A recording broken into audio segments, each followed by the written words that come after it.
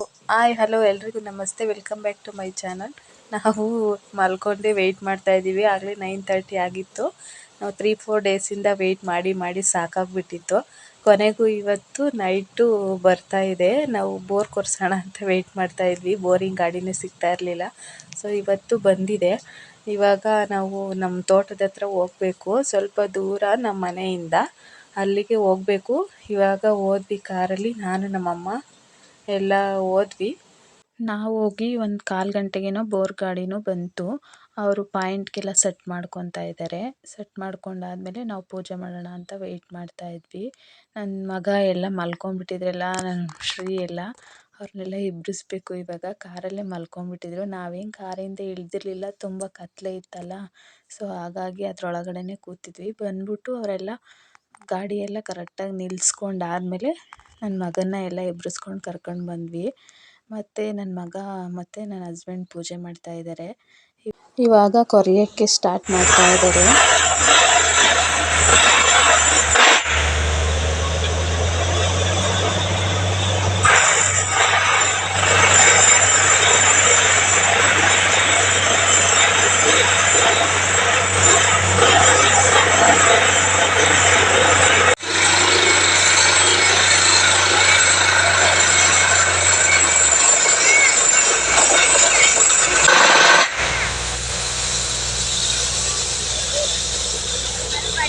ಎಷ್ಟೊತ್ತಿಗೆ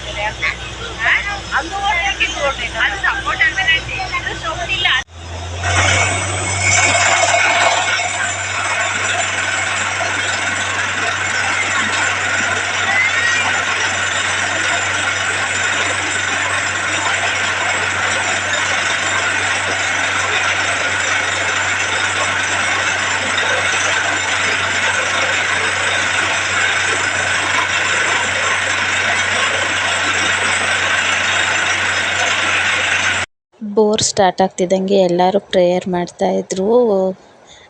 ಪ್ರೇಯರ್ ಮಾಡಿದ್ಕೂ ನಮಗೆ ಗಂಗಮ್ಮ ತಾಯಿ ಸಿಕ್ಕಿದ್ಲು, ಚೆನ್ನಾಗಿ ಬಂತು. ಆಮೇಲೆ ಮತ್ತೆ ನಾವು ಕೇಸಿಂಗೆಲ್ಲ ಬಿಡೋಕ್ಕೆ ಸ್ಟಾಪ್ ಮಾಡಿದ್ರಲ್ಲ, ಅದಕ್ಕೆ ಹೋಗ್ಬಿಟ್ಟು ಮಲ್ಕೊಳಕ್ಕೆ ಹೋದ್ವಿ. ಇಲ್ಲೇ ನಮ್ಮ ಮಾಮವ್ರ ಮನೆ ಇದೆ. ಇನ್ನು ಮಾರ್ನಿಂಗು ಗಂಗಮ್ಮನ ಮಾಡೋಕ್ಕೆಲ್ಲ ಬಂದ್ವಿ. ನಮ್ಮಮ್ಮ ಎಲ್ಲರೂ ಮಾಡ್ತಾಯಿದ್ದೀವಿ ಗಂಗಮ್ಮನ. ಸ್ವಲ್ಪ ಜನ ಮೋಟ್ರೆಲ್ಲ ಬಿಟ್ಟ ಮೇಲೆ ಮಾಡ್ತಾರೆ ಗಂಗಮ್ಮನ, ಬಟ್ ನಾವು ಬಂದಿದ ತಕ್ಷಣವೇ ಮಾಡ್ತೀವಿ.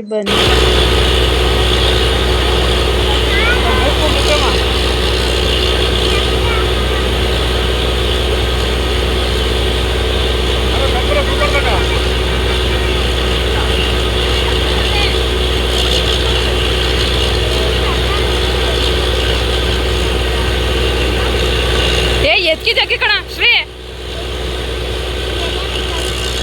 ಒದೆ ಕೊಡ್ತೀನಿ ಈಗ.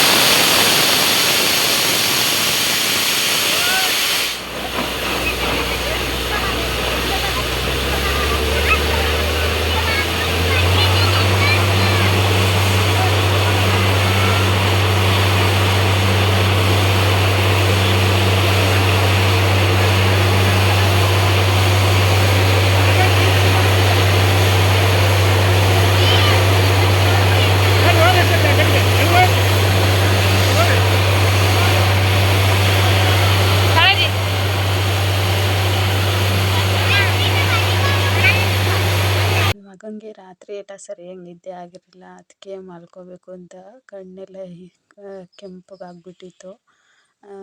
ನಾವು ಪೂಜೆ ಎಲ್ಲ ಮುಗಿಸ್ಕೊಂಡು ಬಂದ್ವಿ ಮನೆಗೆ. ಇನ್ನು ನೆಕ್ಸ್ಟ್ ಡೇ ಇದು. ನೆಕ್ಸ್ಟ್ ಡೇ ನನ್ನ ತಂಗಿ ನಮ್ಮ ಅಕ್ಕ ಎಲ್ಲ ಸೇರಿಕೊಂಡು ಸಂಡಿಗೆ ಮಾಡಬೇಕು ಅಂತ ಪ್ರಿಪೇರ್ ಮಾಡ್ತಿದ್ದಾರೆ. ಇವಾಗ ಮೇಲ್ಗಡೆ ಟೆರೆಸಲ್ಲಿ ಹಾಕೋಣ ಅಂತ ಚಾಪೆ ಎಲ್ಲ ತೊಗೊಂಡು ಹೊರಟಿದ್ದಾರೆ. ಅದರಲ್ಲಿ ನನ್ನ ಮಗ ಫಸ್ಟು ನಾನು ಹಾಕಬೇಕು ಅಂತ ಫಸ್ಟು ಹತ್ಬಿಟ್ಟು ಹೋಗ್ತಾ ಇದ್ದಾನೆ, ಹಾಕೋಣ ಬರ್ರಿ ಅಂತ.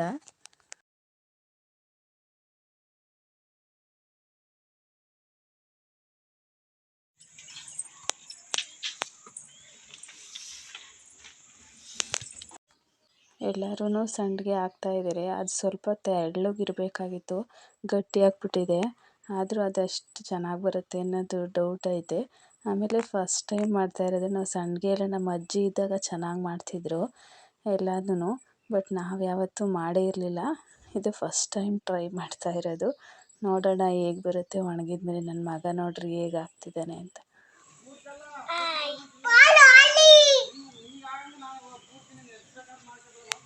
ಇನ್ನು ಹೊಸ ಮನೆಗೂ ಸೆಂಟ್ರಿಂಗ್ ಹೊಡೆಯೋಕ್ಕೂ ಆವತ್ತೇ ಬಂದಿದ್ದರು. ಅವ್ರಿಗೆಲ್ಲ ಊಟ ಕೊಟ್ಬಿಟ್ಟು ಆದಮೇಲೆ ಅವರು ಮತ್ತೆ ಸ್ಟಾರ್ಟ್ ಮಾಡಿದ್ದಾರೆ ಕೆಲಸನ. ನಾವು ಸಂಡಿಗೆ ಹಾಕೋಕ್ಕೆ ಅಂತ ಮೇಲ್ಗಡೆ ಬಂದ್ವಲ್ಲ, ಕ್ಲಿಪ್ಪಿಂಗ್ಸ್ ಸ್ವಲ್ಪ ತೊಗೊಂಡೆ ಹಂಗೇ. ಅಲ್ಲಿ ಮೇಲ್ಗಡೆ ಎಲ್ಲ ಹೋಗೋದಕ್ಕಾಗಲ್ಲ, ಬ್ಯೂಟಿಫುಲ್ ಆಗೈತೆ.